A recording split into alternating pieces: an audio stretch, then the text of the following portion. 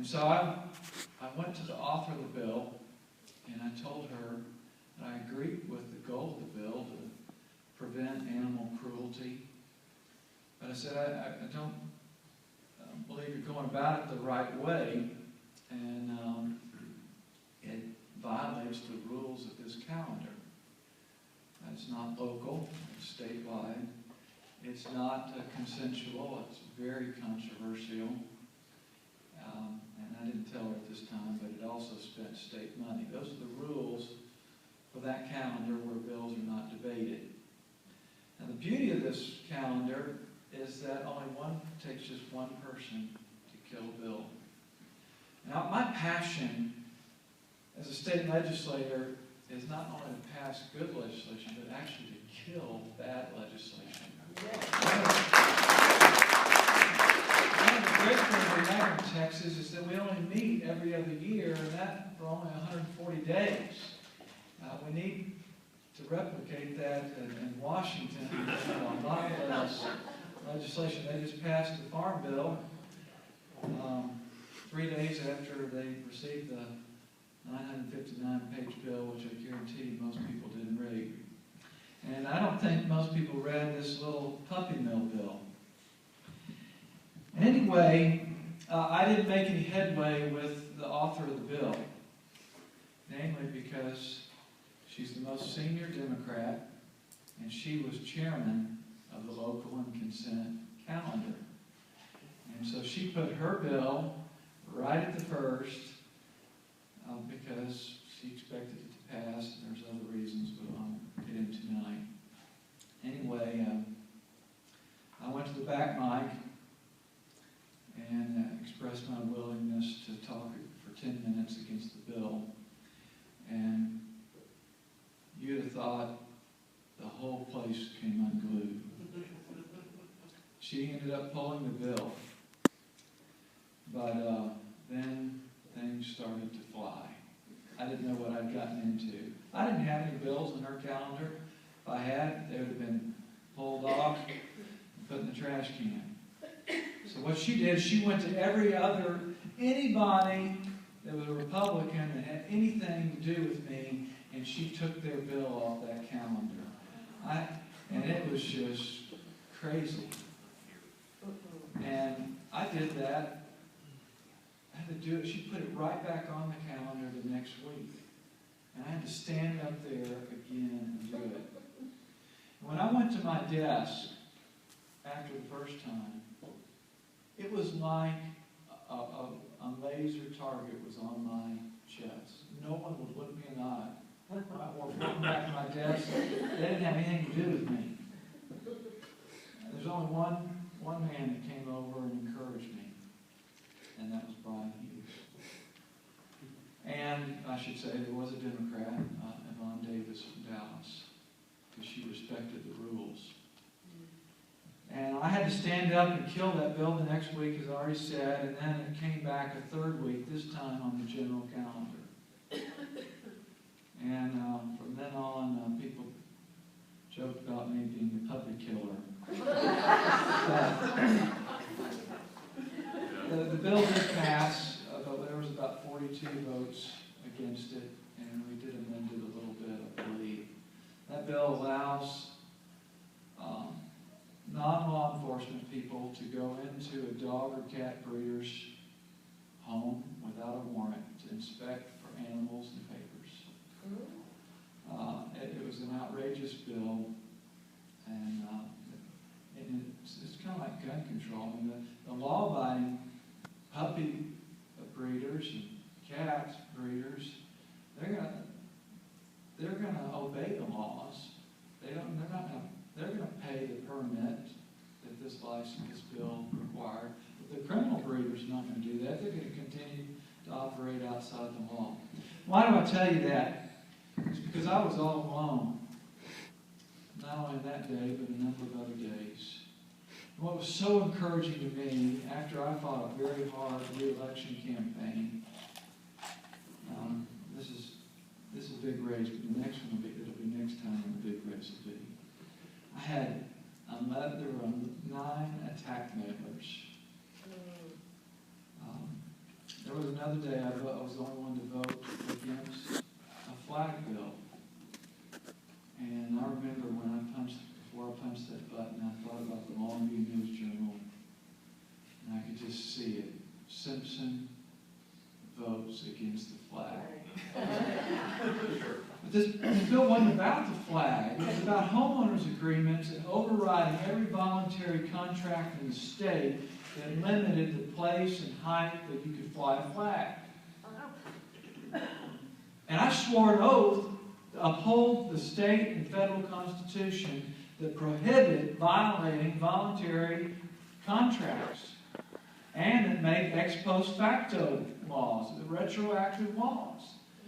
There was a veteran in Houston who wanted to fly his flag, and I support that. I would have tried to get rid of the prohibition. But there's a way to do that. You amend the homeowners agreement. You don't go to the legislature and do away with all those contracts. I was the only one to vote against that bill.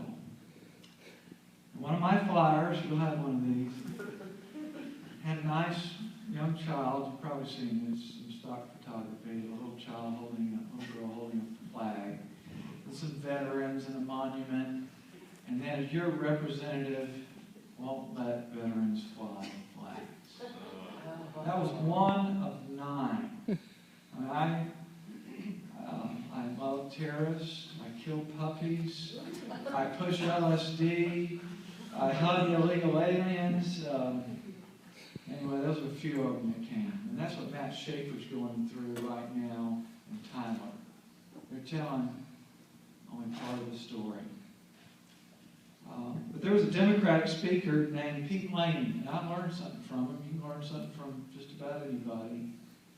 He said, if you do what's right and you explain it, you'll be okay. And I wrote 2 op-eds about the flag bill. I wrote other ones about the puppy mill bill, and I explained it. And these other pieces of mail, I didn't get to everybody, but all you have to do is explain it 1 or 2, 3 times, and then people stop believing the lies. And I think that's what's going to happen to Jonathan Stickland. I think that's what's going to happen to Matt Schaefer. They're going to win, but you won't know it till the last day. We need to help them return. But I was alone for the most part in many ways my freshman session. But after my re-election campaign, those freshmen who were just elected, even before they'd gone through the general election, came out on Constitution Day and supported me in my fundraiser. And it meant a lot to my district, because many of them still had question marks over my head. This guy is all alone down there. It showed that I had some friends. But we need about 50 more reps. We had 30 who voted against the biggest budgets in Texas history. We spent all the money and then asked y'all to spend some more. We need Philip Eby. We need principled men of courage. What's lacking right now is not so much knowledge, it's the courage to do what's right, even if you have to stand alone. Leviticus 19:14 was my theme verse of my freshman session. It says, do not curse the deaf. Do not put a stumbling block before the blind, but you shall fear the Lord your God. I am Jehovah. Obscure text in the priestly part of the Old Covenant and all those ceremonies and stuff. And Jesus quotes it. It's where it talks about loving your neighbor as yourself, that chapter, not this verse. But this verse means a lot to me because that's what politicians do. They curse the deaf because you can't hear me. But you like what I'm saying. But then I put a stumbling block before you because you can't see me. But I know you can see me. Politicians do what they can to get reelected and gain power. And they soon become out of touch. But what keeps a man or a woman in office from not changing? That was the message I heard as I campaigned this fall. Don't change. Stick true to the Constitution. Limited government and liberty.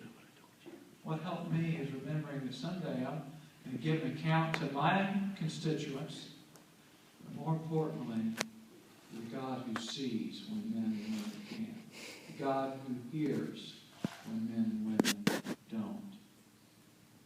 That's what we need. Men who fear God and will rule justly. And I believe that's the kind of man Philip Eby is. And I hope you'll do your very best. I think this is a great race. It's very winnable. It's obscure. It doesn't have a lot of attention. But it's a vote for liberty and limited government. Someone who will really represent you. And proof of that is that he's been to over 4,200 doors. That's how I won my race. This is very much like the district I serve. It's very rural. I only got to 3,000. He's done 4,200. He's done a whole lot. And he needs some support. He needs a couple, 2 or 3 mailers to get out the message, to remind the people that he's talked to, shaking their hands. Now I want to tell you a little story about a flag, one of the earliest Lone Star flags. I like to wear it on my lapel, and I meant to bring one here to auction off tonight. You remember about 179 years ago, what was happening? Santa Anna had revoked the Constitution, the Mexican Constitution of 1824, under which our forefathers had come here to settle peacefully and to raise a family and to worship.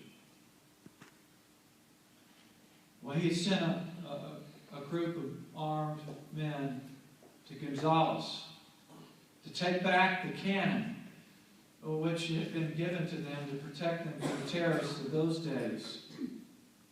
And y'all know the rest of that story, where we got our come and take it flag. Well, over in Georgia, they heard about the tyranny. And on November 12th, in Macon, Georgia, they raised $3,000, and that was worth a lot of money then. It outfitted 150 Georgia volunteers. And those Georgia volunteers began to march to Texas, and their first stop was a little town called Knoxville, Georgia. And there was a family-run inn. And there was a young woman, 17-year-old girl, who helped with the inn. And she wanted to help in this cause. And she took her white silk skirt. She took what she had, something that was precious. And she made a beautiful Lone Star flag. On it, she put a blue star on the front and back. On the front, it said Texas and Liberty. And on the back, it said in Latin, where liberty dwells, there is our country. So it said that the goal in which they were going to find, independence, Texas, and liberty. But it gave them the rationale. And think about it. They were leaving their spouses, as it turned out, forever. Their farms, their livelihoods, their children, because they believed that there was liberty in Texas, and they wanted to preserve it. And they marched that 800 or so miles to Texas, and that flag flew in Velasco, Texas, in 1836, in January. Not long after that, it flew for a little while in the valley, in the plain near Goliad, where it was destroyed. It's a great story because that vision is the same vision of our founding fathers, not only of this state, but of our nation. Think about the great hymn, "Oh, beautiful for spacious skies." Think about the last stanza. Oh, beautiful for patriot dream that sees beyond the years of alabaster cities that gleam undimmed by human tears. That's what motivated our forefathers to go across the ocean for 3 months, enduring all kinds of hardship, sickness, death. They wanted to worship God according to the dictates of their conscience. That's what motivated those Georgia volunteers to come to Texas. And that dream is still in our hearts. The reason why I'm here is because Philip Eby knows who you are. You are not just an accident. You are made in the image of God. You are made free and responsible. You're not children anymore. You're adults. You don't need a state to govern your behavior except when you harm your neighbor. And then it is right for civil government to get involved. And really only then. To punish the wrongdoer who harms his neighbor. To defend us from our enemies abroad. And enforce the contract or rules among men. Besides that, civil government needs to get out of the way. What's made Texas great and the United States great is this patriot dream. It's a conviction that we are not robots. We are not slaves. We are free men and women. We need to cease worshiping the state as an idol. We need to worship the true and the living God who made us in His image to accurately represent Him, to love Him, and to love our neighbor as ourselves. And I just want to challenge you. That's really what we need more of. Not non-government. We need big individuals, big families, big churches, and in that sense, big businesses. We need small government. That's what's made America and Texas great.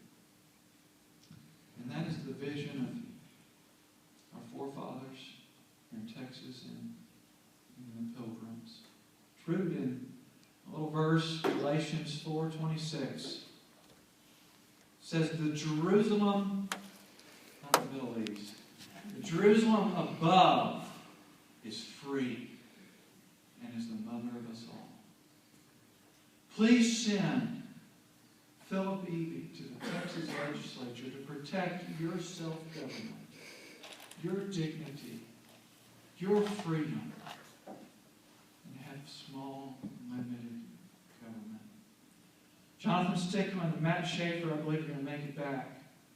Giovanni, and Matt Krause, and Pat Fallon, and Scott Turner, and a number of others, Brian Hughes.